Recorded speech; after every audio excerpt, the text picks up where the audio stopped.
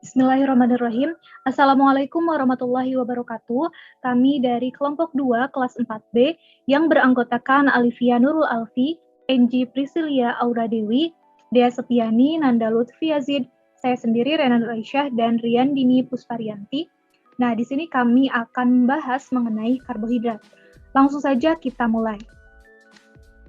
Glukosa atau gula yang diolah dari karbohidrat berfungsi sebagai bahan bakar yang nantinya akan digunakan oleh tubuh. Ada berbagai manfaat dari kita mengkonsumsi makanan yang mengandung karbohidrat. Manfaat karbohidrat yang utama adalah sebagai sumber energi bagi tubuh dalam menjalankan berbagai fungsi serta untuk melakukan beragam aktivitas setiap harinya. Nah, di sini ada beberapa gambar makanan yang mengandung karbohidrat dan biasanya dikonsumsi oleh kita sehari-hari. Di sini ada jagung, kemudian kentang, beras, gandum, dan sebagainya. Lalu apa yang dinamakan dengan karbohidrat? Nah, karbohidrat merupakan senyawa polihidroksialdehid atau polihidroksiketon. Oleh karena itu, karbohidrat mempunyai dua gugus fungsional yang penting. Yang pertama ada gugus hidroksil, yang kedua ada gugus keton atau aldehid. Adapun klasifikasi karbohidrat berdasarkan jumlah gulanya, karbohidrat dibagi menjadi 4, yaitu yang pertama ada monosakarida. Monosakarida merupakan karbohidrat yang paling sederhana dan biasanya tidak dapat dihidrolisis lebih lanjut. Yang kedua ada disakarida. Disakarida merupakan karbohidrat yang mengandung dua satuan monosakarida. Yang ketiga ada oligosakarida, merupakan karbohidrat yang jika dihidrolisis nantinya akan menghasilkan 3-8 satuan monosakarida. Dan yang terakhir adalah polisakarida. Polisakarida merupakan karbohidrat yang jika dihidrolisis nantinya akan menghasilkan banyak satuan monosakarida. Yang pertama adalah monosakarida. Monosakarida merupakan satuan karbohidrat yang paling sederhana dengan rumus CnH2nON, di mana N sama dengan 3-8, C3H6O3 dinamakan dengan triosa, C4H8O4 dinamakan petrosa, kemudian C5H10O5 dinamakan pentosa, dan seterusnya. Adapun macam-macam monosakarida, di sini ada dua. Yang pertama ada aldosa dan ada ketosa. Aldosa merupakan monosakarida yang mengandung gugus aldehid. Contohnya adalah gliseraldehid. Kemudian ketosa. Ketosa merupakan monosakarida yang mengandung gugus keton. Contohnya adalah dihidroksiaseton. Nah, ini ada contoh dari aldosa yaitu gliseraldehid. Ini ada D-gliseraldehid, kemudian ada L-gliseraldehid.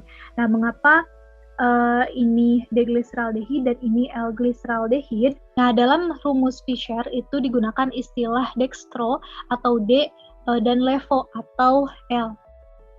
Bentuk L merupakan bayangan cermin dari bentuk D. Apabila gugus hidroksil pada karbon nomor 2 atau di tengah dari sebuah molekul struktur linear gliseraldehida terletak di sebelah kanan, maka dinamakan dengan dextro atau D. Dan bila berada di sebelah kiri, itu dinamakan dengan levo atau L. Ini ada gambar contoh dari ketosa, yaitu dihidroksiaseton. Nah, baik. Selanjutnya, saya Destiani akan melanjutkan menjelaskan, yaitu mengenai penamaan monosakarida D dan L, dan juga konfigurasi pada aldosa. Nah, yang pertama yaitu sistem penamaan monosakarida D dan L. Nah, seperti karbohidrat pada umumnya, monosakarida mengandung atom karbon chiral, yaitu atom karbon yang mengikat 4 gugus yang berbeda pada masing-masing lengannya, sehingga dapat membentuk bayangan cermin antara konfigurasi satu dengan yang lainnya. Sifat atom karbon inilah yang menjadi dasar pemberian tanda D dan L pada monosakarida. Huruf D yang terlihat pada nama gula seperti D-aldosa merupakan singkatan dari kata dextro dan L dari kata levo. Biasanya huruf D atau L ditulis di depan nama gula sederhana, dan bentuk L merupakan bayangan cermin dari bentuk D. Nah, untuk memberikan tanda D atau L yang digunakan sebagai patokan adalah letak terikatnya gugus OH pada atom karbon chiral terbesar, yaitu atau karbon chiral terjauh dari karbon 1. Suatu monosakarida anggota Darete jika hidroksil pada karbon chiral yang terjauh dari karbon 1 terletak di sebelah kanan, dan jika terletak di sebelah kiri, maka monosakarida tersebut merupakan anggota deret L. Nah, jadi bisa singkatnya gitu ya. Monosakarida disebut D jika gugus OH-nya ini dari atom C letaknya paling jauh dari gugus nomor 1. Nah, gugus nomor 1-nya itu dihitung dari atas 1, 2, 3, 4. Nah, berarti penentuan D atau L-nya itu ini. Nah, bisa kita lihat bahwa pada gambar yang ribosa ini, atom OH-nya itu terletak pada sebelah kanan, yang berarti bisa dikatakan bahwa namanya itu berarti di gugus D, yaitu D ribosa atau D aldosa. Nah, sedangkan struktur yang sebelah kanan, gugus OH-nya itu berada di sebelah kiri, yang mana tadi dikatakan jika terletak pada sebelah kiri, maka monosakarida tersebut merupakan anggota deret L, yaitu untuk struktur ini L eritrosa atau L aldosa. Lalu selanjutnya ada konfigurasi aldosa. Nah, glukosa mempunyai 6 atom karbon, 4 diantaranya bersifat chiral, yaitu karbon nomor 2, 3, 4, dan 5. Proyeksi Fischer dari semua D-aldosa dan D-gliseraldehida sampai dengan D-aldoheksosa dipaparkan dalam gambar di samping ini. Nah, dimulai dari triosa, yaitu D-gliseraldehida yang menghasilkan sepasang tetrosa. Nah, lalu tiap tetrosa ini menghasilkan sepasang pentosa, dan tiap pentosa menghasilkan sepasang heksosa.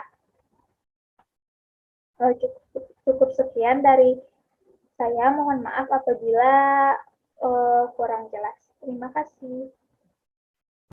Selanjutnya adalah konformasi monosakarida. Cincin piranosa yang memiliki 6 karbon dan tidak merupakan bidang datar, seperti ditunjukkan oleh proyeksi Haworth. Pada kebanyakan gula, cincin ini berada dalam konformasi kursi, tetapi ada beberapa gula cincin tersebut berada dalam bentuk kapal. Bentuk-bentuk ini digambarkan oleh rumus konformasi. Konformasi dimensi spesifik gula sederhana 6 karbon itu penting dalam menentukan sifat biologis dan fungsi beberapa polisakarida. Nah, di sini ada konformasi monosakarida. Yang pertama ada struktur Haworth dan konformasi kursi. Nah, kita bahas terlebih dahulu struktur Haworth. Kimiawan karbohidrat Inggris, W.N. Haworth, memperkenalkan cara proyeksi yang dikenal dengan proyeksi Haworth. Nah, sudut valensi antara atom karbon itu bukan 180 derajat, akan tetapi 109,5 derajat. Nah, pada proyeksi ini, cincin itu digambarkan seolah-olah planar dan dipandang dari tepinya, dengan oksigen di kanan atas, substituen melekat pada cincin di atas atau di bawah bidang. Struktur Haworth ini juga merupakan rantai tertutup atau siklik.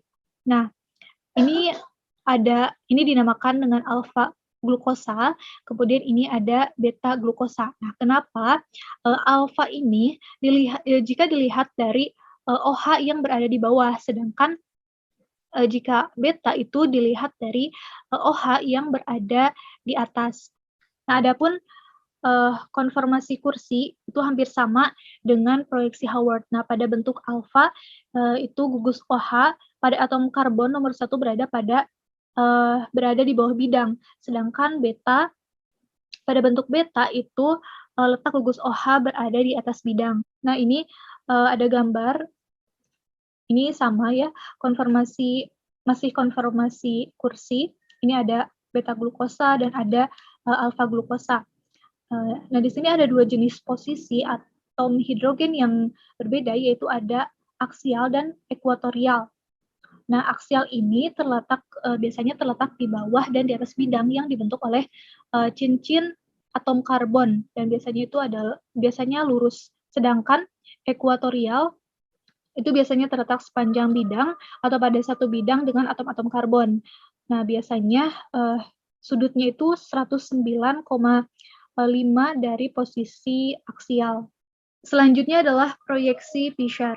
Nah, Emil Fisher pada tahun 1852 sampai 1919 menjelaskan kimia ruang atau stereokimia beserta rumus struktur karbohidrat, yaitu menggunakan rumus proyeksi untuk menuliskan rumus struktur dari karbohidrat. Kemudian ada konfigurasi R dan S dari karbon kiral. Selanjutnya rantai karbon itu digambarkan secara vertikal atau tegak dengan gugusan aldehid atau keton yang berada pada puncak dari rumus. Nah, di alam itu lebih banyak ditemukan monosakarida yang berisomer D. Meskipun terdapat dalam bentuk D dan L, tetapi monosakarida yang terdapat di alam itu pada umumnya berbentuk D dan jarang sekali dalam bentuk L, kecuali L-fruktosa yang terdapat dalam mukopolisakarida dan mukoprotein. Beberapa pentosa yang secara alam terdapat dalam bentuk L ialah L-arabinosa dan L-silosa yang terdapat pada urin penderita pentosuria. Selanjutnya ini ada gambar. Ini termasuk aldosa dan ini ada termasuk ketosa. Ini ada gliseraldehid dan ini ada dihidroksiaseton. Nah, C nomor 2 pada gliseraldehid berbentuk kiral.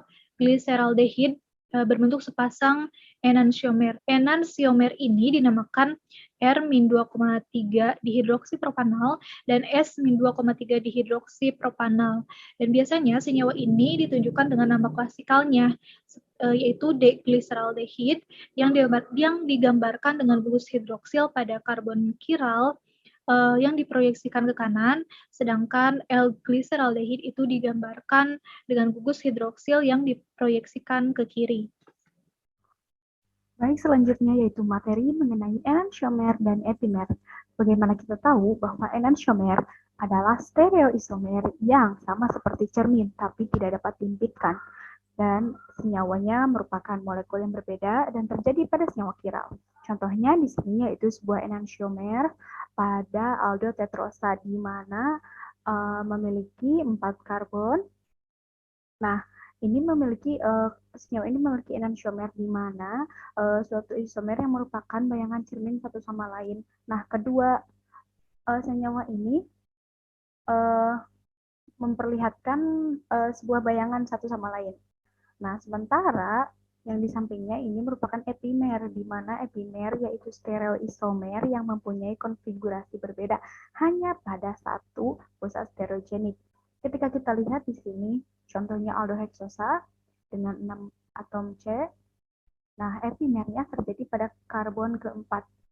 Nah, di sini saja yang memiliki epimer atau saling memperlihatkan bayangan dari senyawa itu masing-masing. Sementara senyawa atau ikatan yang lain ini tidak memperlihatkan bayangan, tetapi masih tetap pada strukturnya. Nah, jadi perbedaan epimer dan enantiomer itu terletak pada jumlah atau posisi bayangannya. Ketika enantiomer ini semuanya memperlihatkan bayangan dari keseluruhan struktur senyawa, sementara epimer hanya berpusat pada satu pusat stereogenik, yaitu contohnya di sini pada epimer C4. Selanjutnya, ini juga merupakan contoh enantiomer dari fruktosa, di mana struktur dari fruktosa ini memiliki bayangan seperti cermin yang disebut enantiomer. Baik, materi yang selanjutnya yaitu mengenai struktur siklik monosakarida. Nah, seperti yang telah dijelaskan sebelumnya ya, bahwa monosakarida ini merupakan karbohidrat yang paling sederhana dan tidak dapat dihidrolisis lebih lanjut lagi. Nah, kemudian monosakarida memiliki sifat-sifat fisik tertentu, yaitu yang pertama berupa padatan kristal dan juga tidak berwarna. Kemudian larut dalam air karena ia memiliki ikatan hidrogen dan juga sedikit larut dalam alkohol. Nah, kelarutan ini dipengaruhi oleh kepolaran karena monosakarida ini merupakan molekul yang polar, maaf. Dan tidak larut dalam pelarut-pelarut yang polar seperti ether, kloroform, benzena. Kemudian monosakarida ini rasanya manis, dan di antara monosakarida yang lain, fruktosa merupakan yang paling manis. Nah, tingkat kemanisan dari monosakarida ini tersedia dalam tabel ini. Dapat dilihat ya bahwa fruktosa memiliki tingkat kemanisan yang paling tinggi pada monosakarida, sedangkan pada disakarida sukrosa yang memiliki tingkat kemanisan yang lebih tinggi daripada laktosa. Baik, nah monosakarida ini mempunyai gugus karbonil, aldehid atau keton, di mana jika aldehid itu disebut dengan aldosa, sedangkan jika keton itu disebut dengan ketosa. Nah, dan juga memiliki gugus hidroksil dalam tiap molekulnya. Nah, contohnya itu ini. Contoh dari monosakarida itu glukosa. Di sini terdapat suatu gugus karbonil, di mana ini tuh aldehid. Nah, karena monosakarida ini mempunyai gugus aldehid, maka dapat membentuk hemiasetal atau hemiketal yang siklis dengan bereaksi dengan alkohol. Nah, reaksinya itu disebut dengan reaksi adisi. Nah, hemiasetal atau hemiketal siklis itu terbentuk jika gugus keton atau aldehid itu dan alkohol terdapat dalam satu molekul. Ini contoh reaksinya. 4-hidroksipentanal menjadi hemiasetal siklis.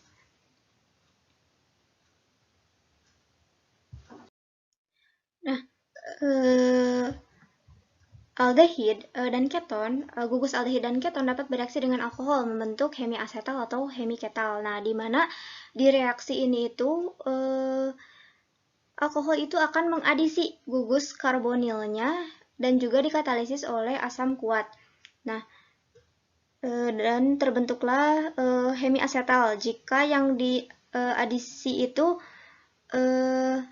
aldehid. Tetapi jika itu keton, maka yang menghasilkan hemiketal.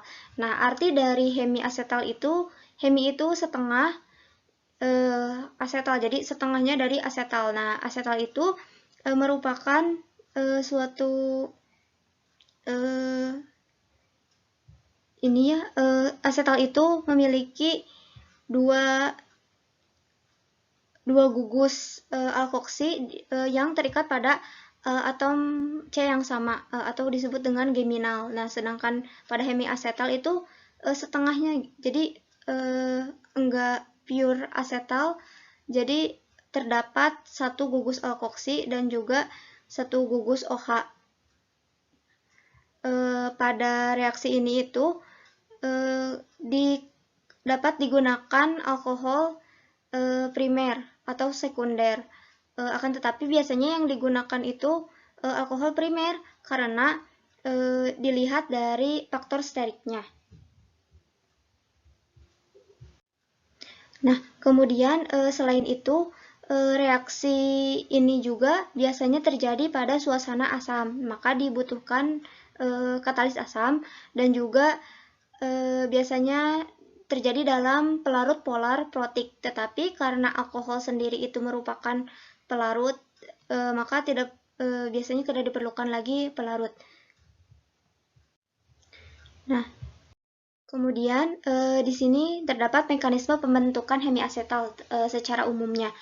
Nah, ini tuh dalam suasana asam oleh katalis asam, di mana atom O dari ini gugus aldehid akan mengambil atau mengikat H plus dari katalis asamnya, kemudian terbentuklah karbokation. Nah, karbokation ini bereaksi dengan alkohol. Nah, di mana atom O dari alkohol ini pasangan elektron bebasnya akan menyerang karbonilnya dari karbokation ini. Kemudian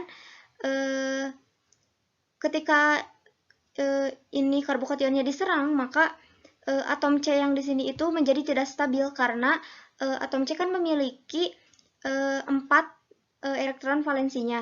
Nah, ketika diserang ini maka dia memiliki 5 tangan. Nah, itu tidak stabil karena yang stabil itu hanya 4. Nah, kemudian untuk menstabilkannya, ikatan rangkap yang di sini itu putus salah satu sehingga terbentuklah ini.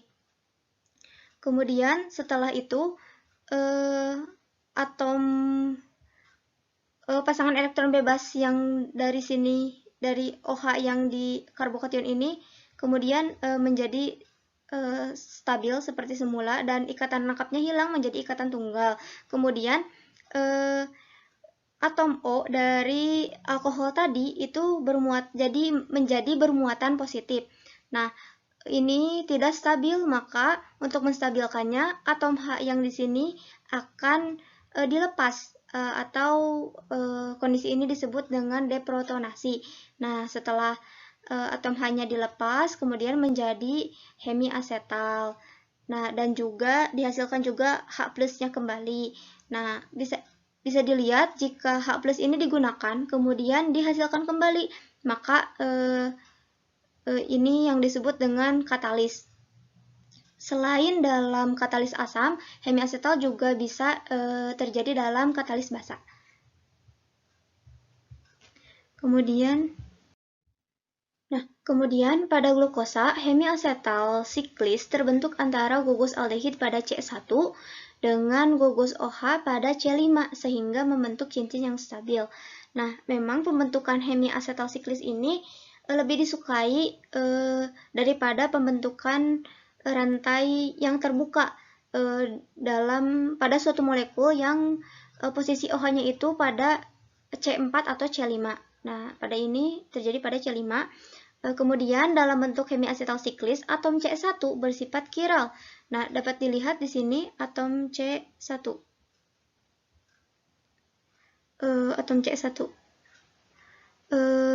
Atom C1 ini mengikat 4 spesies yang berbeda, 4 yang berbeda. Di sini mengikat aldehid, kemudian mengikat OH, mengikat ini, dan juga mengikat atom H. Jadi C1 ini merupakan kiral, atom C kiral. Kemudian karbon anomerik sehingga memberikan 2 kemungkinan struktur isomer D-glukosa, yaitu alpha D-glukosa dan juga beta D-glukosa, di mana sifat keduanya itu sangat berbeda meskipun keduanya itu sama-sama glukosa. Nah, berikut merupakan sifat fisik dari alpha D-glukosa dan juga beta D-glukosa. Pada alpha D-glukosa itu dia berbentuk kristal dan juga memiliki titik leleh 146 derajat Celcius dan memiliki rotasi jenis plus 112 derajat. Kemudian pada beta D-glukosa dia berbentuk padat, bertitik leleh 150 derajat, lebih tinggi daripada alpha D-glukosa dan juga rotasi jenisnya plus 18,7 derajat. Mungkin sekian yang dapat saya sampaikan. Oke, materi selanjutnya yaitu stereomonosakarida. Nah, struktur glukosa atau karbohidrat yang lain dapat digambarkan dalam 3 bentuk stereokimia, yaitu proyeksi Fischer, struktur Howard, dan konformasi kursi. Nah, proyeksi Fischer ini ditunjukkan untuk menunjukkan penataan ruang dari gugus-gugus di sekitar atom kiral. Sementara struktur Howard menggambarkan struktur lingkar dari perspektif 3 dimensi. Dan konformasi kursi yaitu menunjukkan gambar atau struktur dari menggunakan konformasi kursi. Baik, lanjut. Proyeksi Fischer. Yang pertama, contohnya di sini ada molekul glukosa, di mana glukosa itu termasuk dalam aldosa yang memiliki gugus aldehid di sini. Ini disebut kepala, dan ini ekornya. Ini C nomor 1, 2, 3, 4, 5, dan 6. Oke. Nah, di sini ada proyeksi Fischer dari alpha D-glukosa dan beta D-glukosa, di mana alpha dan beta ini perbedaannya yaitu posisi OH dan posisi OH-nya, di mana untuk alpha posisi OH-nya yaitu di bawah dan untuk beta yaitu di atas. Oke, mungkin dari sini kita belum terlalu melihat secara jelas ya, karena proyeksi Fischer itu memang hanya menunjukkan penataan ruang dari gugus-gugus atom di sekitar karbon chiral.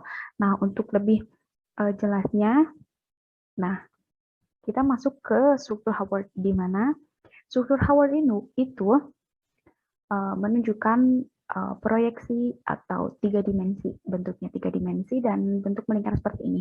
Coba sekarang kita bayangkan glukosa ini diputar 90 derajat, nah sehingga dia membentuk suatu lingkaran atau suatu jadi segi 6. Ya, dia menunjukkan untuk segi 6. Nah, dari struktur Fischer ke Howard, step atau cara dalam mengubah dari struktur Fischer, dari proyeksi Fischer ke proyeksi Howard. Nah, sekarang kita simak tutorialnya. Nah, sekarang kita lihat di sini ada Howard projection atau proyeksi dari Fischer menuju ke Howard. Kita harus mengetahui di sini contohnya galaktosa. Nah, di sini C nomor 1, 2, 3, 4, 5, dan 6. Dan ketika kita diputar 90 derajat searah jarum jam dan melingkar, maka yang terjadi, maka si kepala yang di atas itu akan berputar ke sebelah kanan dan dia posisinya akan di sebelah sini. Nah, ini gugus aldosa yang ini. Kemudian disusul dengan C nomor 2. Nah, kita lihat dan kita harus mengetahui bahwa gugus yang di sebelah kanan itu akan berada di bawah dan gugus yang sebelah kiri akan berada di atas. Nah, kita lihat C nomor 2, OH-nya ada di bawah dan H ada di atas. Nah, begitu pula dengan C nomor 3. Di sini OH-nya ada di atas dan H-nya ada di bawah. Nah, lanjut dengan keseluruhan dari struktur galaktosa. Nah, kemudian setelah itu, ini kan karbon C nomor 6. Nah, sekarang kita coba kalau posisi 6 ini ditukar jadi di atas C5. Jadi yang CH2OH ini berada di atas C5 dan O dari C5 ini pindah ke C6 dan menyerang ke C ini dan hanya otomatis akan berpindah. Nah, sementara ini kan jadi ada 7. Nah, si O ini kita lihat, nah dia akan bergabung dengan CH2OH ini. Nah, pada akhirnya si CH2OH ini kita lihat, nah dia akan berpindah ke yang nomor 5. Nah, sehingga konformasinya atau proyeksi Howard-nya akan seperti ini. Nah, begitu juga sama dengan glukosa. Lagi ke sini. Nah, ketika glukosa ini diputar, nah ini karbon nomor 1 ada di sini. Dan OH-nya ini ada di bawah karena ia kan gugus OH di sini yang tadinya di sebelah kanan. Maka ia akan berada di bawah ini dari sebelah kanan dan yang di sebelah kiri akan berada di atas seperti ini. Nah, struktur dari kedua glukosa ini berbeda. Di sini namanya alfa D glukosa dan di sini beta. Nah, kita bisa lihat kalau alfa glukosa OH-nya berada di bawah. Dan jika beta glukosa, ini OH-nya berada di atas. Oke. Selanjutnya yaitu ada konformasi kursi. Nah, dari proyeksi Fisher ke proyeksi Howard dan juga bisa juga ditulis dalam konformasi kursi. Nah, di sini contohnya alfa glukosa. Di sini C nomor 1 di sini dan OH-nya berada di bawah atau aksial, sementara yang beta glukosa ini berada pada ekuatorial. Nah, untuk penomorannya nomor 1, 2, 3, 4, 5, 6 seperti itu. Dan kedua konformasi kursi ini hanya berbeda pada gugus OH-nya. Di sini di bawah, di aksial, dan sementara untuk beta glukosa ini berada di atas atau di sisi ekuatorial. Selanjutnya, nah, monosakarida juga dapat mengalami mutar rotasi atau perubahan sudut putar optik dari karbohidrat dalam keseimbangan. Sekarang kita lihat melalui konformasi kursi. Oke. Ketika di sini alfa glukosa yang OH-nya di bawah, kemudian ikatan atau cincin dari sini ini terbuka, maka akan ada gugus aldehid. Nah, sekarang O yang di sini itu menyerang, yang kemudian H-nya juga ini jadi berikatan dengan O, sehingga akhirnya OH-nya yang tadinya di bawah menjadi di atas atau menjadi beta glukosa, sehingga monosakarida ini mengalami mutar rotasi, yaitu dari alfa glukosa menjadi beta glukosa. Selanjutnya yaitu perpanjangan dan perpendekan rantai monosakarida. Nah, rantai monosakarida ini dapat mengalami perpanjangan. Nah, yaitu dengan mereaksikannya dengan HCN. Nah, reaksi dengan HCN atau disebut dengan sintesis Killiani-Fischer, yaitu metode perpanjangan rantai aldosa dengan atom karbon yang bertambah 1. Nah, bisa kita lihat di sini. Dari D-eritrosa bereaksi dengan HCN atau ion CN-. Kemudian di sini mengalami perpanjangan. Nah, yang dari C-nya dari 1, 2, 3, 4 di akhir menjadi 1, 2, 3, 4, 5. Nah, dan produk akhirnya yaitu ada D-ribosa dan ada D-arabinosa. Nah, dari mekanisme reaksi ini dilakukan dengan berbagai macam senyawa, diantaranya dengan menggunakan asam encer seperti HCl. Kemudian ada juga perpendekan rantai monosakarida. Nah, degradasi Stauff adalah suatu metode untuk memperpendek rantai aldosa melalui oksidasi aldehid menjadi COOH dan dilanjutkan dengan dekarboksilasi. Seperti kita lihat di sini, yang awalnya C-nya 1, 2, 3, 4, 5, ada 6. Pada akhirnya setelah direaksikan menjadi 1, 2, 3, 4, 5. Nah, maka rantai monosakarida ini mengalami perpendekan, yang tadinya glukosa menjadi glucoic acid dan di akhirnya menjadi arabinasa. Baik, yang selanjutnya itu saya Nanda Lutfi Yazid sini akan menjelaskan tentang pembentukan ester dan ether serta pembentukan glikosida. Nah, yang pertama itu adalah pembentukan ester. Bisa dilihat pada slide yaitu yang reaksi di atas, itu adalah esterifikasi, di mana delta D-glukopiranosa direaksikan dengan piridina suhu 0 derajat Celcius menghasilkan glukosa pentaasetat. Nah, reaksi ini merupakan reaksi esterifikasi di mana anhidrida asam asetat berlebih dan basa yang pada reaksi ini itu merupakan piridina pada gula yaitu beta D-glukopiranosa akan menghasilkan gula poliasetil, yaitu hasil dari reaksinya itu adalah glukosa pentaasetat. Nah, reaksi ini merupakan reaksi stereospesifik di mana anomer alfanya akan membentuk ester alfa. Nah, yang kemudian yaitu di bawahnya ada reaksi eterifikasi atau pembentukan eter. Nah, di mana alfa D-glukopiranosa dengan gugus hidroksil OH, ya kan? Bisa dilihat ya, ada 4 gugus hidroksilnya, gugus hidroksil OH.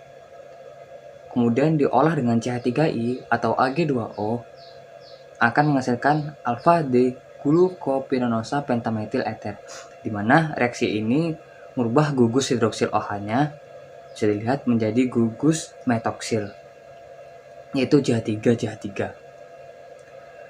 Oke, baik, yang selanjutnya yaitu merupakan pembentukan glikosida. Nah, bisa dilihat ya di slide, reaksi monosakarida hemiasetal atau hemiketal siklis dengan satu molekul alkohol membentuk asetal atau ketal. Nah, pada reaksi ini, gugus OH pada C anomerik digantikan oleh gugus OR dari alkohol. Nah, bisa dilihat ya, gugus OH-nya diganti dengan gugus alkohol pada bersamaan. Glikosida ikatan glikosidanya terbentuk antara gugus OH pada atom C di anomer nomor 1, ya kan. Kemudian dengan sebuah molekul alkohol CH3-nya. Jadi reaksinya itu delta D-glukopiranosa direaksikan dengan CH3OH dan juga asam akan menghasilkan metil delta D-glukopiranosida atau gula non-reduksi yang memiliki ikatan glikosida di anomer OH-nya menjadi OCH3. Mungkin cukup sekian. Mohon maaf bila ada kesalahan karena saya masih belajar dan berusaha memahami, dan penjelasan selanjutnya bisa dilanjutkan oleh Saudari Riandini. Terima kasih. Bismillahirrahmanirrahim. Di sini saya akan melanjutkan materi yang akan membahas mengenai oksidasi monosakarida. Suatu gugus aldehid sangat mudah dioksidasi menjadi suatu gugus karboksil. Alasan mengapa suatu fruktasa begitu mudah teroksidasi adalah karena dalam larutan basa, fruktosa berada dalam keseimbangan dengan 2 aldehid. Nah, oksidasi dari monosakarida ini terbagi atas 4, yaitu asam aldonat atau asam polihidroksikarboksilat, yang kedua adalah asam uldarat, yang ketiga adalah asam uronat, dan yang terakhir adalah asam periodat. Nah, pada asam aldonat atau asam polihidroksikarboksilat, produksi oksidasi dari gugus aldehil, suatu aldosa kebanyakan asam aldonat memiliki gugus hidroksil gamma maupun sigma, dan dapat terbentuk cincin 5 anggota maupun 6 anggota asam D-glukonat. Yang kedua adalah asam uldarat. Zat pengoksidasi kuat mengoksidasi gugus aldehida dan juga gugus hidroksil ujung atau suatu primer alkohol dari suatu monosakarida. Produknya adalah asam polihidroksi dikarboksilat yang disebut asam aldarat. Yang ketiga adalah asam uronat. Meskipun asam uronat tidak mudah dilakukan di laboratorium, dalam sistem biologisnya, gugus CH2OH ujung dapat dioksidasi dengan enzim tanpa teroksidasinya gugus aldehida. Nah, dalam sistem tumbuhan dan hewan, asam D-glukuronat itu dapat diubah menjadi asam L-glukonat dan digunakan untuk biosintetis asam L-askorbat atau vitamin C. Nah, yang terakhir adalah oksidasi asam periodat. Dilakukan uji 1,2 diol dan untuk 1,2 atau alfa hidroksi dari aldehida maupun keton dari analisis asam periodat ini digunakan dalam analisis karbohidrat. Dalam karbohidrat, oksidasi gugus hidroksi dalam itu berlangsung secara lebih lanjut dibandingkan dengan oksidasi 1,2 diol sederhana. Dalam prosesnya ini terdiri atas 3 tahap. Di next, materi selanjutnya akan membahas mengenai disakarida.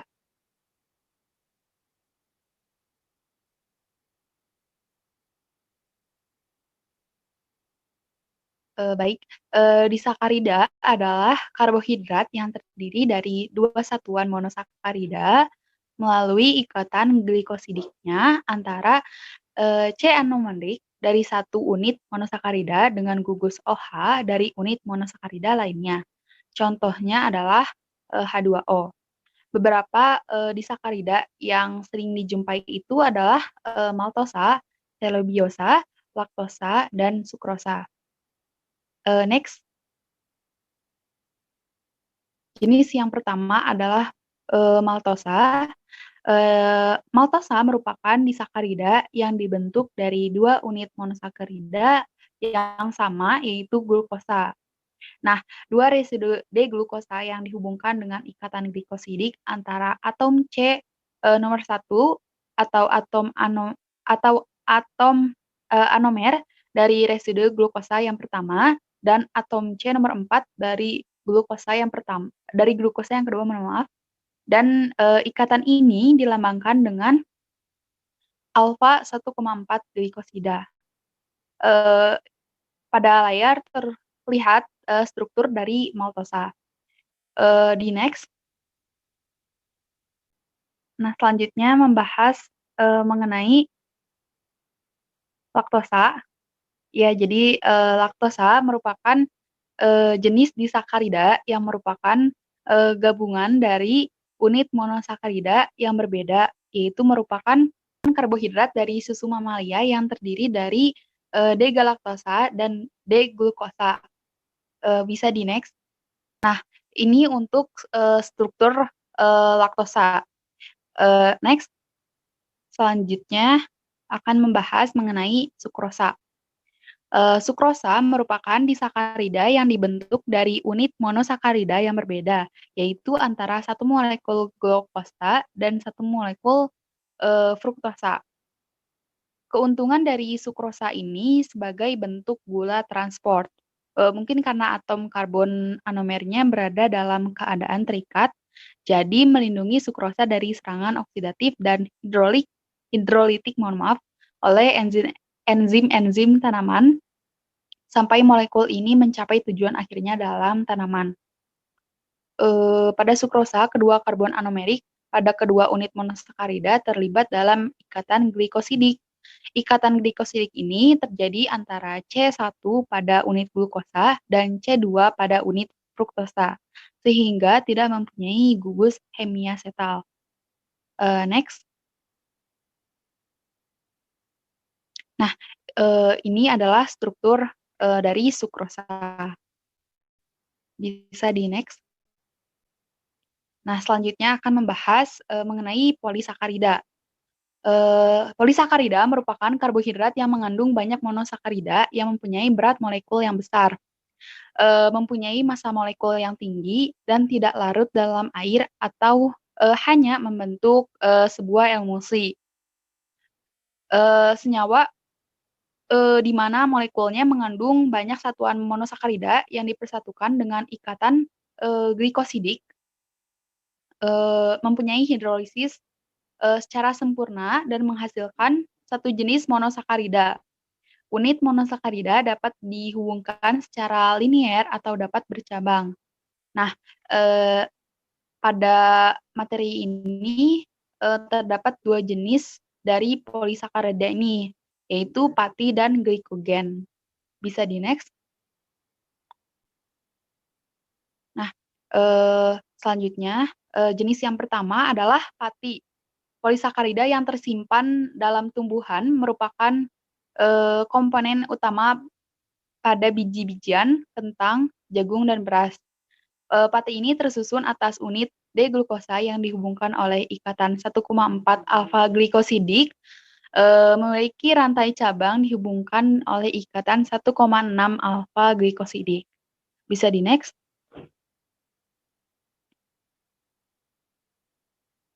Jenis yang kedua adalah glikogen. Glikogen merupakan karbohidrat penyimpan energi yang tersimpan di dalam hewan. Massa relatif dari glikogen ini lebih besar dibandingkan dengan pati. Nah, glikogen ini tersusun lebih dari 100.000 unit glukosa. Nah, strukturnya ini bercabang melalui ikatan 1,4 dan 1,6 glikosidik.